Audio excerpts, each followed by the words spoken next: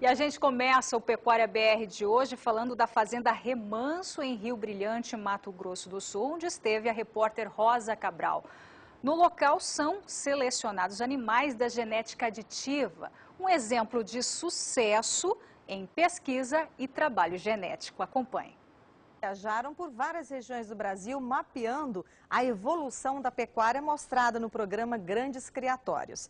Eu mesma tive o privilégio de gravar com criadores que estão cada vez mais focados nas tecnologias para a evolução do rebanho.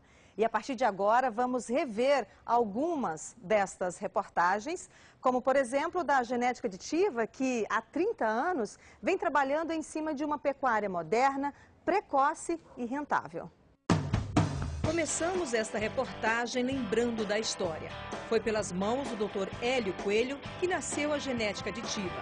No começo do projeto com o Nelore, a produção de touros era só para o uso da fazenda. 3 décadas depois, a empresa abastece o mercado com um pacote genético baseado em critérios como pesquisas, otimização das características, mensurações. O temperamento dos animais é uma das preocupações, revela o zootecnista Flávio Sandim, na Fazenda Remanso, em Rio Brilhante, no Mato Grosso do Sul, onde gravamos os grandes criatórios. Como é feito uma seleção para a reprodução, parte de CE, acabamento, o temperamento também é uma preocupação da genética aditiva. Então é feito um teste de reatividade quando na fase de desmama. Então, quando vai desmamar os animais, a gente faz um teste de reatividade e faz a seleção desses animais.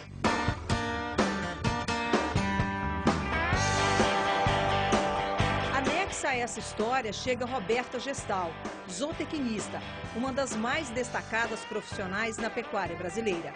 E com a chave da credibilidade nas mãos, nos conta como é o trabalho de precocidade das novilhas. Exigência, 11 aos 14 meses, na mesma estação das mães.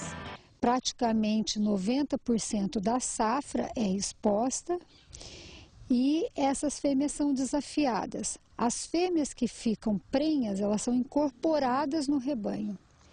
E as que não ficam prenhas, que estariam com a idade normal, vamos dizer assim, elas passam por uma estação de monta novamente e são comercializadas. Vamos a um breve resumo do que é a genética aditiva em números. No sumário NCP Nelore Brasil de janeiro de 2016, dos 10 primeiros touros ranqueados pelo MGT, 9 são da genética aditiva. E ainda no sumário Embrapa Geneplus de novembro de 2015, dos touros em centrais, dos 18 primeiros, 10 são genética aditiva. O reprodutor REN USP foi o maior vendedor de sêmen da raça Nelore de 2014-15. Só para se ter uma ideia, foram comercializadas 81 mil doses de sêmen. E ainda, o touro REN Cabaleiro assinou seu nome na pecuária com o maior MGT da história do programa Nelore Brasil, com 32 de MGT. A lista segue com REN Armador, filho do touro Chorel, touro que vai fechar 5 anos e já tem mais de 3.000 filhos em 74 rebanhos pelo Brasil. Isso é o resultado de um trabalho de 35 anos, né? E com um foco muito grande que foi colocado nesse assunto há 3 anos atrás. Esse ano as nossas vendas estão crescendo 140% sobre o ano passado. E o ano passado a gente já foi o maior vendedor de sêmen Nelore do Brasil, né? E para melhor servir a pecuária nacional, sendo a filosofia aumentar a produtividade, a genética da genética aditiva dá mais um passo. Está participando da prova de eficiência alimentar da Embrapa com 60 animais. E com isso nós vamos identificar os animais mais eficientes em conversão. Então, são animais que vão trazer mais rentabilidade para os proprietários. Uma informação que a gente já sabe por outros fazendeiros que estavam fazendo eficiência alimentar é que o touro Chorel, ele põe descendentes com ótima conversão alimentar.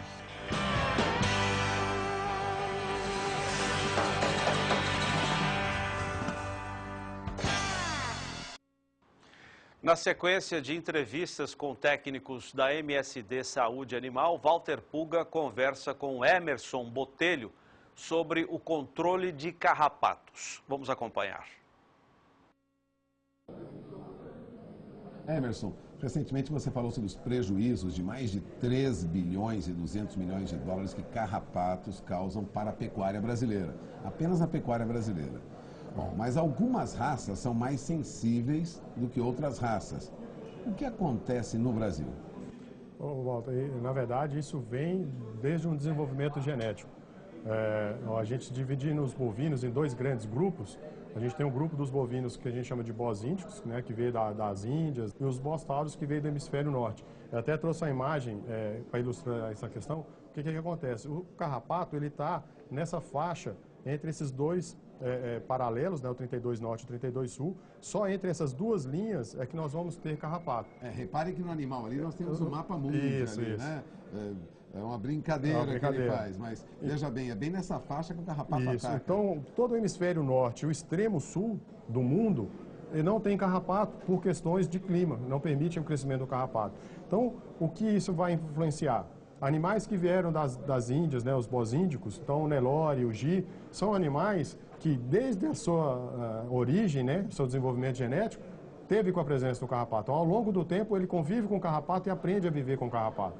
Quando a gente fala de animais do hemisfério norte, e aí em raças leiteiras, por exemplo, holandês ou no corte o Angus, né, que são muito criados no Brasil, são animais que no seu desenvolvimento genético não teve contato com carrapato. Quando eu trago essas raças e ponho num país tropical como o Brasil, que eu tenho uma alta infestação de carrapato, naturalmente eles vão ter mais carrapato e mais prejuízo, porque eles não têm esse mecanismo, eles não sabem lidar com esse inimigo. Quer dizer que algumas dessas raças precisam de um cuidado maior quando falamos de carrapato. Sim, esses animais eles vão ter uma infestação maior e vão sofrer mais com o carrapato por conta dessa característica. Agora, o Nelore, que é a grande parte do plantel brasileiro, é Nelore. Ele é mais resistente ao carrapato? Há uma diferença muito grande entre as raças? Tem sim. Até se a gente mostrar agora uma sequência de imagens, a gente vê isso. Isso é uma das formas que o Nelore, né, e os bós índicos levaram a fazer com que ele tenha uma infestação menor de carrapato. Aqui a gente vê do lado direito uma fêmea de carrapato, quando ela adere à pele, ela causa uma reação, né, porque ela tá agredindo o animal, que no caso dos bós índicos, essa reação ela é maior. Então ela tem um edema maior, uma reação inflamatória maior, que faz com que esse carrapato se desprenda, ele não consegue ficar preso. Então por isso é uma resistência natural. É uma natural daquilo que a gente vem falando do desenvolvimento genético. Na outra imagem a gente mostra um outro ponto que é muito importante. Veja o que o Nelore consegue fazer. Ele consegue ir lá na garupa dele, né? Então ele consegue fazer uma autolimpeza, ele consegue tirar carrapato. Uma raça europeia, como está dando exemplo aí um animal holandês, ele não consegue fazer isso. Então eu tenho uma reação local, ele não tem essa agilidade. Então eu tenho esse efeito local do desenvolvimento, essa forma de autolimpeza que vai fazendo com que os bós índicos, né, no caso ali o Nelore a gente estava mostrando, consiga ter uma infestação menor de carrapato. Agora, pecuarista que trabalha com Nelore, nem por causa disso, não deve esquecer que tem que também fazer seu tratamento ali, né? Não é porque o animal é mais resistente que ele vai abandonar, né? Agora, quem trabalha com raça mais sensível deve tomar muito cuidado, não? Sim, isso é importante. Até esse cuidado a gente falar que o Nelore é resistente, porque assim, ele não é resistente. Ele tem habilidades que façam com que ele tenha uma infestação menor. Mas eu trouxe, menos, vamos dizer assim. Mas eu trouxe uma imagem, por exemplo, mostrando que o carrapato também adere ao Nelore. Está aí, né? Um animal Nelore com infestação de carrapato, mas o que chama atenção, e a gente até marcou em fotos aqui, em círculos vermelhos, a fêmea do carrapato ela não consegue se desenvolver como em raças de origem europeia, que são mais sensíveis ao carrapato. Então, eu tenho uma quantidade menor de carrapatos e essa fêmea não consegue sugar tanto sangue. O que isso é importante? Quanto mais sangue, quanto maior ela fica, mais ovos ela põe. Então, em fazendas que eu tenho só animais índicos, né, eu tenho uma infestação de carrapato menor por conta desse processo. Mas é bom manter a atenção sempre. É muito importante. Prejuízo vem. Seja com o Nelore ou com outras raças, ele vem. Pode ser maior ou menor, mas vem. Vem. E um ponto que a gente tem que ressaltar muito, mesmo em regiões de criação de gado, né, de raças índicas, né, o Gi ou o Nelore, que são os grandes exemplos, a gente tem que lembrar o seguinte, por exemplo, quem trabalha com reprodução e faz IATF, né, uma técnica que hoje está sendo muito difundida, normalmente faz em uma matriz Nelore, mas coloca uma raça europeia, né? Por exemplo, o Angus. Então, os bezerros dessa vaca vão ser bezerros com sangue europeu. Então, eu mudo ao carrapato. Então, eu mudo essa dinâmica populacional. Outras propriedades que não fazem ATF, por exemplo, tem um rufião, né, que é um animal que nos auxilia a identificar o cio. Normalmente, esse animal também é de uma raça europeia. Que aí eu vou mostrar um outro exemplo com outra foto, o como muda. Veja esse animal, tá? Olha a quantidade de carrapatos que ele tem e olha o tamanho dessas fêmeas. Olha como elas conseguem sugar muito mais sangue. Então, quando eu coloco um animal desse numa propriedade de Nelore, eu mudo completamente a dinâmica populacional do carrapato. Então, o meu cuidado com o carrapato muda. Então, melhorou geneticamente o seu plantel, mas tem que melhorar também o controle do carrapato. Controle do carrapato. Nós não podemos esquecer disso. O animal índico, do bós índicos, ele tem uma infestação menor de carrapato, mas eu posso, via reprodução ou via introdução de animais diferentes na propriedade, mudar essa dinâmica e eu passo a ter uma população de carrapato maior. E aí é o grande cuidado, eu tenho que fazer isso, porque se eu espero isso elevar e a infestação ficar muito alta, o controle é muito mais difícil. Bom, agradeço mais uma vez o Emerson pelo alerta, hein? Quem melhora o plantel geneticamente, muitas vezes com animais já de origem europeia, né? Ou Estados Unidos, muito bom que faça isso, mas sensibilidade para carrapato aumenta e exige um cuidado maior. É isso, Emerson? Isso aí. E um outro ponto importante, quando a gente melhora a genética, normalmente também a gente melhora a pasto. Tudo que nós fazemos para melhorar a pastagem, para dar mais alimento ao gado, eu estou dando um melhor ambiente também para o carrapato. Então eu estou dando... preciso ficar atento. Tem que ficar muito atento. Cuidado que resolve um problema e pode estar vindo outro. É só ficar atento. Bom, agradeço mais uma vez o Emerson Botelho aqui conosco, da MSD Saúde Animal. Encerramos a entrevista, voltamos ao programa. E no próximo bloco você acompanha os indicadores de preços, média Brasil, do boi gordo e também da vaca pronta para abate, segundo o estudo feito pela agência Rural Business. E ainda, uma gigante do fast food começa a adotar práticas sustentáveis e em 2017 começa a comprar verduras orgânicas. As informações sobre esse assunto no próximo bloco.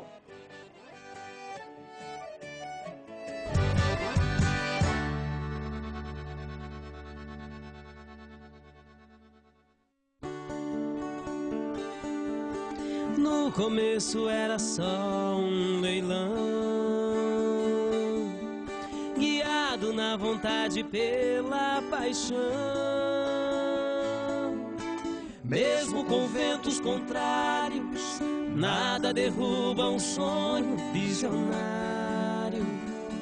Ei, ei. E o Brasil viu acontecer. Do recinto, o boi foi pra TV,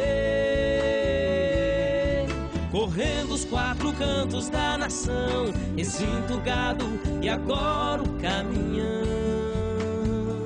E assim foi o nascimento do canal do boi. E assim foi o nascimento do canal do boi. Agrocanal e o novo vi chegar, Conexão BR entra no ar. Os canais que formam o nosso SBA. E comemorar mais um ano com SBA. E prosperar mais um ano com SBA.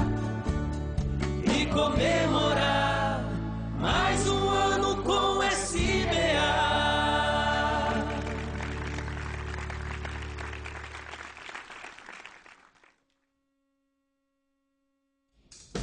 Participe do Universo de Leilões SBA. Entre no site www.sba1.com. Clique no link Cadastro e preencha com seus dados. Envie uma cópia dos seus documentos e nossa equipe entrará em contato com você para a confirmação. É fácil e simples. www.sba1.com. SBA. Ninguém acredita mais no agronegócio do que a gente.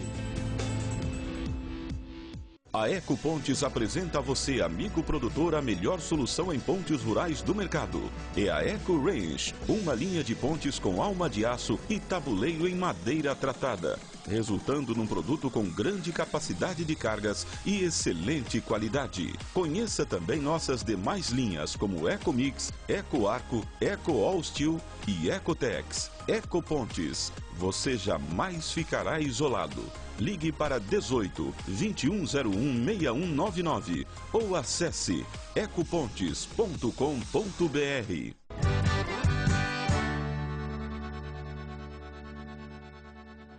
Voltamos com a previsão do tempo para o centro-sul do país, onde, com as chuvas que devem cair, a umidade do solo começa a ser recuperada e até passando para boas condições.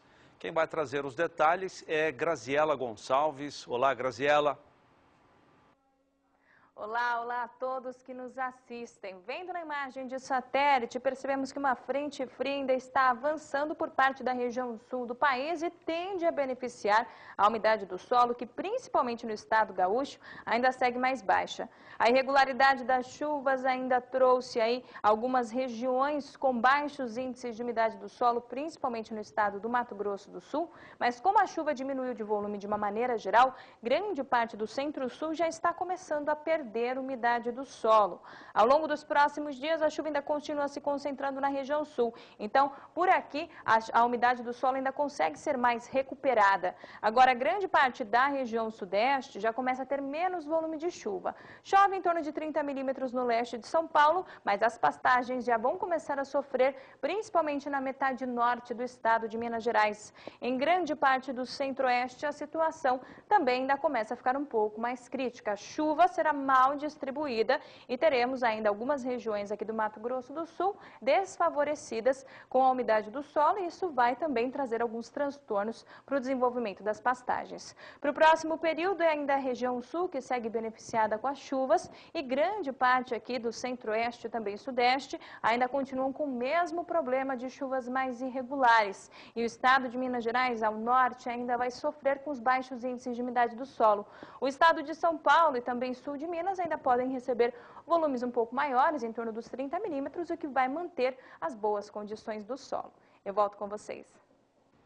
Confira agora os indicadores de preços, média Brasil, da vaca pronta para abate, também do boi gordo dos últimos 30 dias. A apuração é feita pela agência Rural Business.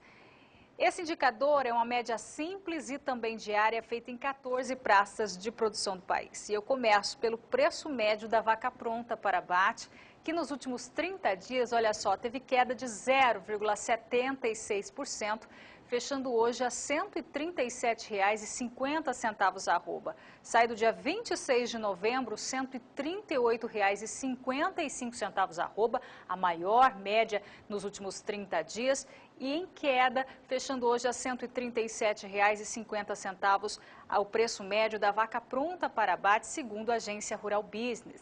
E agora o preço médio do boi gordo também, nos últimos 30 dias, teve queda de 0,80%, fechando a R$ 146,55 a arroba, isso desde o dia 23 de dezembro. Sai do dia 26 de novembro, R$ 147,73, a maior média nos últimos 30 dias, e sai e vai em queda até a data de hoje, R$ 146,55, preço médio do boi gordo aqui no Brasil, segundo a agência Rural Business.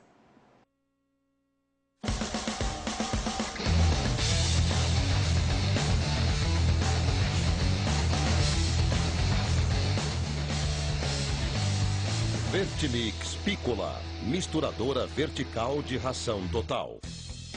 A Vertimix Piccola é a melhor solução vertical para alimentar pequenos lotes de animais em confinamento, pois conta com um sistema simples e de baixa manutenção. Sua rosca vertical possui o exclusivo sistema de entrada dupla Two-In, que proporciona melhor performance na produção de uma mistura homogênea. A Vertimix foi especialmente desenvolvida para trabalhar com volumosos de fibra longa, inclusive para picar fardos de feno. O rolo pode ser colocado inteiro, que é desmanchado com auxílio de facas. pode também operar com qualquer outro tipo de ingrediente para a alimentação do gado. Para isso, conta com um moderno sistema de balança eletrônica programável, que facilita o controle do carregamento e descarga da ração. E com controle total sobre a quantidade de ração distribuída na descarga.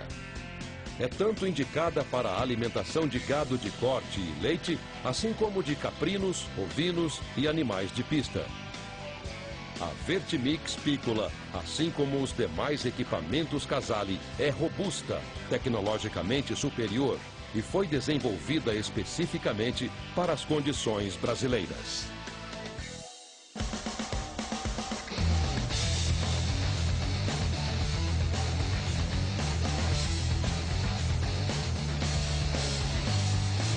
Casale, as melhores soluções para a pecuária.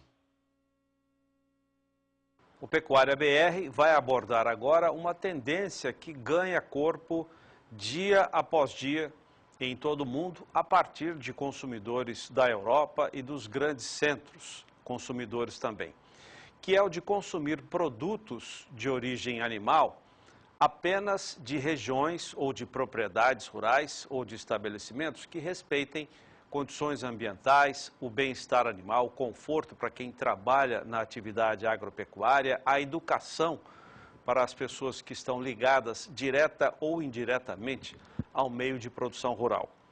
Uma gigante do ramo de fast food, a McDonald's, anunciou que vai fornecer na sua cadeia de lanchonetes saladas produzidas em hortas orgânicas. Bom para pequenos produtores que normalmente são os que produzem esse tipo de alimento, as hortas orgânicas. Isso vale também, segundo disse o diretor da rede que tem a franquia da McDonald's na América Latina, para animais bovinos, suínos e também para aves. Nós vamos mostrar agora uma entrevista que Rafaela Fávaro fez em São Paulo com esse diretor, é o Leonardo Lima, diretor executivo de sustentabilidade da Arcos Dourados, a empresa que tem as franquias ou a franquia do McDonald's em toda a América Latina. Vamos acompanhar. O projeto da salada orgânica ele vem como um dos itens de toda uma estratégia